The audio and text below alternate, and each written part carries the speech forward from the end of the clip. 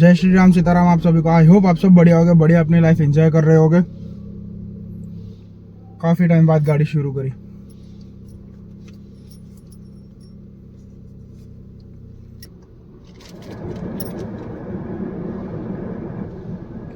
आज संडे बात करेंगे लास्ट वीक की सारी अपडेट के बारे में कि भाई हमको कार के बारे में क्या क्या इंफॉर्मेशन मिली है, लास्ट वीक क्या क्या अपडेट रहा एंड ऑल। सबसे पहली चीज तो ये कि हमको हमारी न्यू कार के लिए गणेश जी गिफ्ट किए। तो आइए पहले इनको उनकी जगह पर स्थापित करते हैं।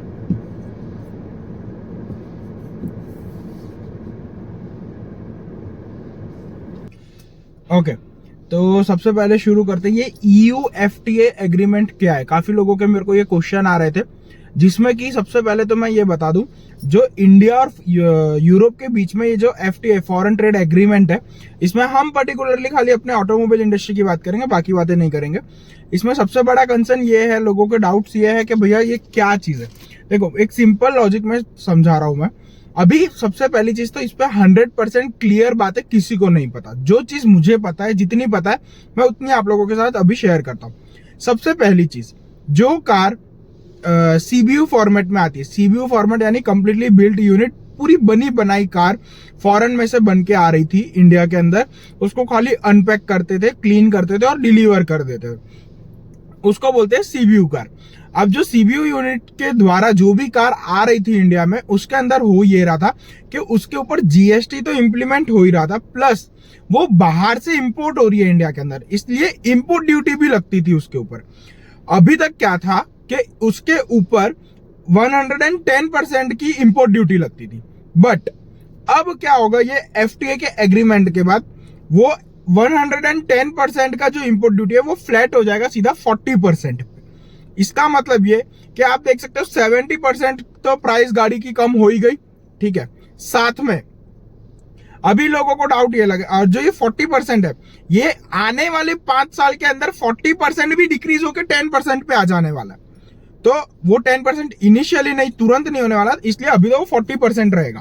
अब काफी लोग क्या कर रहे हैं, कैलकुलेशन ही गलत कर रहे हैं गाड़ी की उसकी। अब इसमें सबसे बड़ी चीज ये होती है कि जो गाड़ी की अमाउंट है वो लोग गलत कैलकुलेट कर रहे हैं। क्यों? फॉर सपोज कार की प्राइस है 100 रुपीज, ठीक है, उस पे कार बाहर से बन के आ रही है CBU फॉर्मेट के द्वारा, तो उस पे पहले तो 40% का अपने सपोज कर लेते हैं इंपोर्ट ड्यूटी है, तो वो कार हो गई 140 की। इंडिया में आने के बाद अभी जो GST 2.0 आया 22 सितंबर 2025 के बाद, वो 40% GST इंप्लीमेंट अभी उस पर अप्लाई होना बाकी है, वो भी अप्लाई करो। तो 40% इंपोर्ट ड्यूटी, 40% GST, समझ में आ रही है? ये दो चीज है। अब लोग क्या कर रहे हैं मिस्टेक, कि सिर्फ 40% इंपोर्ट ड्यूटी कैलकुलेट कर रहे हैं, जो कि गलत है। ये एक बहुत बड़ा करेक्शन है। और ये जो कार है, जितनी भी कार है, वो एकदम से अभी से नहीं 40% पे आने वाली। इस चीज को प्रॉपरली अलाइन करके इंप्लीमेंट करने में मिनिमम 2 से 3 साल लग जाएंगे। अगर आप लोग 1 CR या 1.5 CR के आसपास का बजट है और ये वीडियो देख रहे हो, तो आप ये वीडियो के, और अभी काफी सारे यूट्यूबर्स ये वीडियो बना रहे, तो तुरंत अपना डिसीजन कैंसिल मत करो। 1 से 1.5 साल के अंदर अगर आप गाड़ी लेने वाले हो, तो आप अपना डिसीजन जो चल रहा है वो चलने दो। अभी तुरंत प्राइस पे कोई फर्क नहीं पड़ने वाला। अगर आप आने वाले 3 साल के बाद अगर कोई गाड़ी प्लान कर रहे हो, तो फिर ये चीज आप लोग के लिए इंप्लीमेंटेशन में आपको कंसीडर करनी चाहिए। पहली चीज तो ये किसको करनी चाहिए, किसको नहीं करनी चाहिए, वो आपको क्लियर हो गया। सेकंड चीज, जैसे मैंने आपको बताया 40% इंपोर्ट ड्यूटी, 40% GST। अब जो 40% इंपोर्ट ड्यूटी है वो अभी है, मतलब इंप्लीमेंट होगी, पर वो ग्रेजुअली धीरे धीरे करके वो 40% भी कहां पहुंच जाएगा, 10% पे आने वाले 5 साल के अंदर के 5 साल के बाद। वो स्टेटमेंट क्लियर नहीं है अभी। पहली चीज ये। अब हम बात करते हैं कि कौन सी गाड़ियां इसमें ऐसी हैं जो ये 40% इंपोर्ट ड्यूटी पे आने वाली है, कौन सी नहीं आने वाली।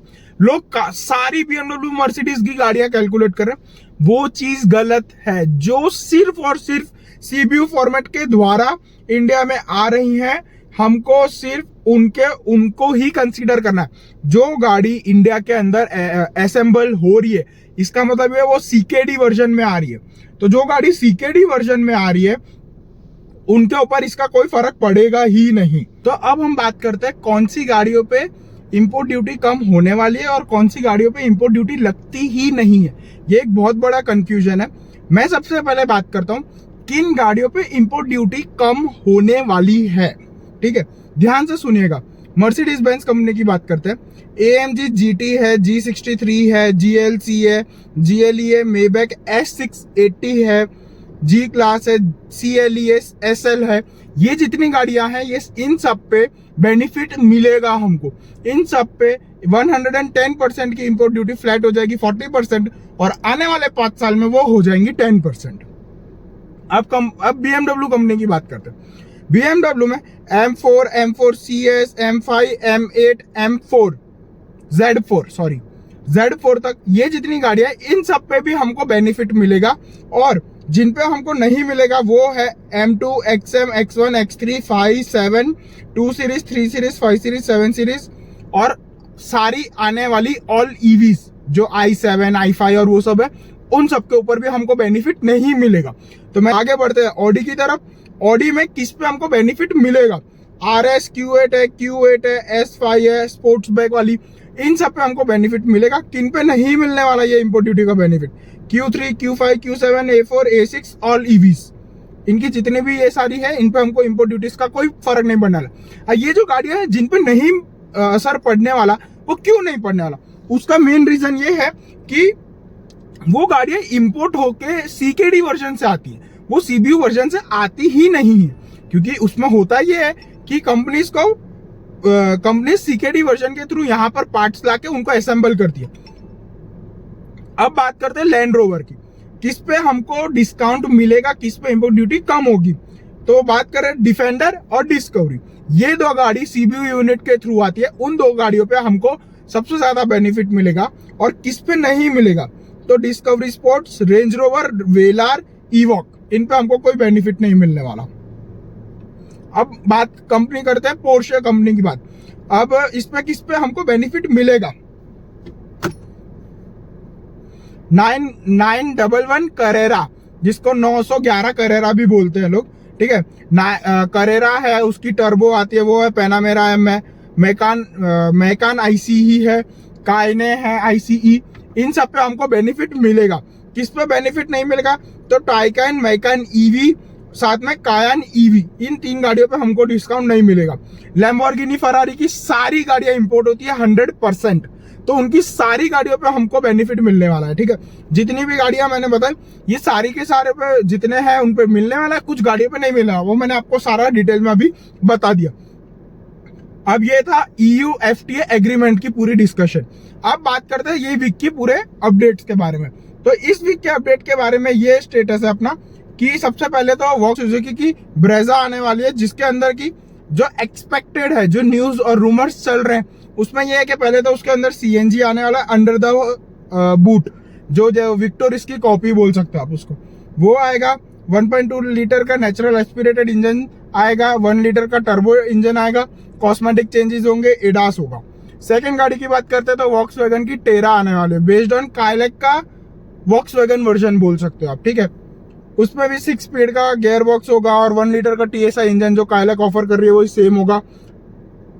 फिर थर्ड गाड़ी की बात करते हैं स्कॉर्पियन, उसके तो काफी सारे स्पाई शॉट्स वगैरह भी मेरे पास आए हुए हैं, जिसमें कि ये गाड़ी का जो इंटीरियर का लेआउट है वो 3XO जैसा ही कर रहे हैं ऑलमोस्ट, ऐसे बीच में से स्क्रीन निकाल रहे हैं। मुझे लगा था वापस से 7XO जैसा कनेक्टेड या 3 डिस्प्ले का करेंगे, बट बहुत अच्छा कर रहे हैं कि 3 डिस्प्ले नहीं डाल रहे। वो 3XO की कॉपी कर रहे नहीं करते वो मैटर नहीं करता, बट 3 डिस्प्ले नहीं डाल रहे वो बहुत अच्छी बात है। ठीक है, फिर जो वो लोग सिमिलर सिस्टम आ जाएगा 4x4 का, वैसा ही नवे जो रेयर डिजाइन पे जितनी उस पर इतनी बातें चली है वो सब कुछ उसको ट्राई करेंगे सॉल्व करने का वो लोग। फिर बात करते हैं बलेनो की, तो मारुति सुजुकी बलेनो का भी अपडेट आने वाला है, जिसपे एडास आ जाएगा, बट उसका जो इंजन है उसको डाउनग्रेड करके 3 सिलेंडर इंजन कर देंगे, वो अभी 4 सिलेंडर पे आ रही है। बाकी तो वही कॉस्मेटिक चेंजेस वगैरह आएंगे। फिर बात करते हैं वॉक्सवैगन की टायरॉन R लाइन, जो कि ये फॉर्च्यूनर, स्कोडा, कोडियक इन लोगों के राइवल्स में आती है वही।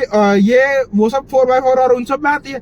ये ऑल व्हील ड्राइव सिस्टम में आती है। 2 लीटर का पेट्रोल इंजन आएगा TSI वाला, 6 गियर का मैनुअल गियर बॉक्स आएगा और साथ में 7 स्पीड का DSG गियर बॉक्स आएगा।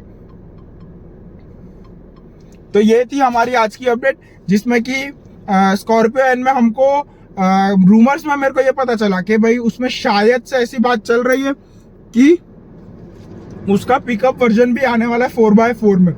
अब वो इंडिया में कितना सक्सेस करता है वो तो मुझे पता नहीं, बट हाइलैक्स का मार्केट देखो तो वो अच्छी जा रही है, मतलब 1500 के आसपास जाती है हर महीने। तो अगर जाए तो अच्छा है, बट मुझे ऐसा लगता है कि महिंद्रा वो गाड़ी को इसलिए डेवलप कर रहा है क्योंकि वो अफ्रीका में वो गाड़ी काफी अफ्रीका का जो मार्केट है उसमें पिकअप वर्जन्स के ट्रक वगैरह बहुत ज्यादा पॉपुलर है और वहाँ अच्छी खासी डिमांड है इस चीज की। तो अगर महिंद्रा बना रही है स्कॉर्पियो का पिकअप वर्जन 4x4 में, तो मैं डेफिनेटली ये रिकमेंड करता हूँ कि वो गाड़ी अगर वहां गई ना तो तहलका मचा के ले आएगी। तहलका यानी मतलब ऑन टॉप चली जाएगी वो गाड़ी। 30 लाख के अंदर इतनी बढ़िया गाड़ी, इतनी बढ़िया कैपेबल इंजन के साथ, रिलायबल इंजन है उसका, मजा बहुत आ जाएगा। स्कोडा के अंदर स्लाविया का अपडेट देखा मैंने, उसका जो बूट है और जो आगे हुड है, रेयर और फ्रंट बम्पर है, वो पूरा का पूरा चेंज होके स्पाई शॉट में दिख रहा है। वो भी मेरे को लगता है कि वो अच्छी निकलेंगी। और सबसे बड़ी न्यूज ये आ रही है कि जो स्लाविया आने वाली है ना, वो पूरी की पूरी हमारी आएगी हाइब्रिड के अंदर। और क्रेटा का भी फेसलिफ्ट टेस्ट किया जा रहा है ओवर द सीज, मतलब इंडिया के अंदर नहीं, इंडिया के बाहर 2027 के अंदर एक्सपेक्टेड है कि उस Hyundai क्रेटा का फेसलिफ्ट आने वाला है। फिर बात करते हैं हमारे रेनॉल्ट की डस्टर की। रेनॉल्ट की डस्टर इतना जबरदस्त इंजन लेके आएगी, रेनॉल्ट इतना जबरदस्त काम करेगा, बिल्कुल उम्मीद नहीं थी मुझे यही था कि भाई वो लास्ट जो इंप्रेशन थी 4x4 रफ एंड टफ वो गाड़ी बनाएगा, पर उन्होंने इतनी बढ़िया गाड़ी बनाई है। 1.8 लीटर का हाइब्रिड इंजन डाला। ये मैं एक्सपेक्ट करता हूँ, ये मेरी कस्टमर्स जो व्यूअर्स है मेरे और जो डस्टर को लेने का सोच रहे हैं, अभी उसकी प्राइस आई नहीं है, मैं ये एक्सपेक्ट करता हूँ अगर वो कार का on road price 21 lakh cross नहीं करता है, उससे बेटर गाड़ी कोई नहीं हो सकती है मार्केट में अभी के इस सिनेरियो के हिसाब से मैं बता रहा हूँ। क्योंकि 21 लाख का टॉप मॉडल बोल रहा हूँ मैं ऑन रोड। मैं एक्स शोरूम की बात कर ले, इतने ही अपडेट्स थे। अगर और भी कुछ अपडेट आएंगे तो मैं आपको नेक्स्ट जो इसका एपिसोड आने वाला है नेक्स्ट संडे, उसमें मैं आपको फर्दर अपडेट कर दूंगा। ये आपको सीरीज कैसी लग रही है, ये आज सेकंड एपिसोड था, आपको कैसी लग रही है ये एपिसोड मुझे बताना जरूर। जो हर संडे अपलोड हम लोग ट्राई करते हैं अपलोड करने का। अब आने वाले 2 से 3 दिन मेरे को पता है मेरी फैमिली में थोड़े बहुत काम है, फंक्शन वगैरह, तो उसमें शायद मैं बिजी रहूंगा। शायद ये वीडियो आप थर्सडे के आसपास देख रहे हो, मैं ट्राई करूंगा उसको ट्यूसडे वेडनेसडे अपलोड कर दूं, क्योंकि लास्ट वाली जो वीडियो थी वो हमने मंडे को अपलोड कर दी थी। मैं ट्राई करूंगा, बट पॉसिबल है कि नहीं वो मुझे भी पता नहीं है। बाकी आप जब देख रहे हो आपको टाइम और डेट पता ही है आपका, ठीक है। तो मिलते हैं नेक्स्ट वीडियो में, तब तक के लिए bye, thank you so much, God bless you all, Ram Ram.